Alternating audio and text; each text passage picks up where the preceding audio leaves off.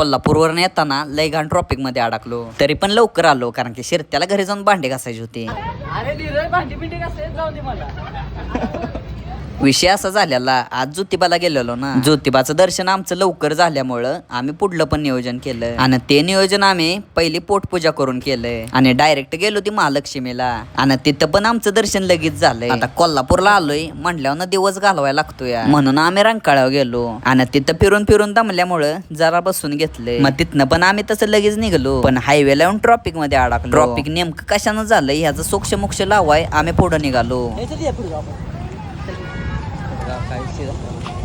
आणि आमच्या अंगात मस्ती चालत निघालेलो, चालून दमलो त्याच्यामुळे पळत निघालेलो, पण ट्रॉफिक काय संपायचं नाव घेत नव्हतं. आणि पुढे जाऊन बघतोय तर इष्टी अडकलेली. आता म्हटलं मागल्यास वेळ लागल, त्याच्यामुळे म्हटलं पुढे जाऊन काय तर खाऊया. आणि खायला थांबलेलोच तोवर मागणं गाड्या आल्या, त्याच्यामुळे म्हटलं आता गप गाडीवर बसूया आणि घरचा रस्ता धरूया. आणि शिरत्याला लेट झाल्यामुळं त्याच्या बायकोनं त्याला मारत नेला.